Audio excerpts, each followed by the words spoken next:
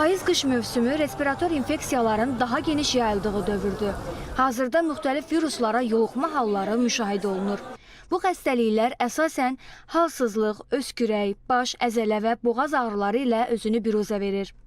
Boğaz yaxmalar arasının analizi göstərir ki, daha çox birinci yerdə A qripi tutur, aşkarlanır. A qripinin ümumiyyətlə hazırki dövrdə, yəni biz dediyimiz kimi artıq yanvar ayı gedir, biz pik nöqtəsindəyik, yəni bu fevral ayda daxil olma davam edəcəkdir. Sonra üzü marta doğru bu tür xəstələnmə hallarının sayında azalmalar biz görəcəyik. Risk qrupları, yəni o insanlar ki, hansı ki bu xəstəliyə tutularlarsa, onu xəstəliyi daha ağır keçirər və fəsadlaşma baş verə bilər. Bunlar 5 yaşın altında olan uşaqlardır, hamilə qadınlardır, 65 plus şəxslərdir. Respirator virusların yayılması ilə bağlı xəstəxanalara müraciət edənlərin sayı artıb, amma ev şəraitində müalicə alanlar da az deyil. Həkimlər isə deyir ki, ilkin əlamətlərə laqeyd yanaşmaq xəstəliyin daha da ağırlaşmasına səbəb ola bilər. Yoluxma zamanı pasiyentlər həkimə müraciət etsələr də, ev şəraitində müalicəyə üstünlük verənlər daha çoxdur.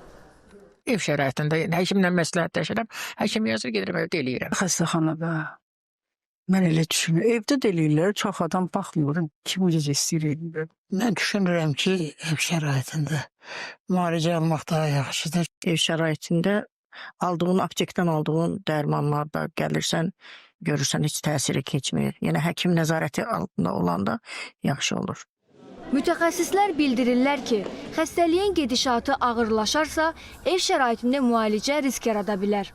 Xəstələr evdə müalicə etməsinlər, temperatur qalxarsa, artıq öskürəklə şiddətlənərsə, gecə boğulmaları bəzən baş verir, bəzən bəlğəmli öskürəkdən xəstələr daha da ağırlaşa bilirlər. O zaman mütləq həkimə müraciət etsinlər. Yəni vaxtında həkimə müraciət edilərsə, poliklinika şəraitində, stasionar şəraitində xəstəliyi də tez aşkar etdikdə daha tez müalicə olunur.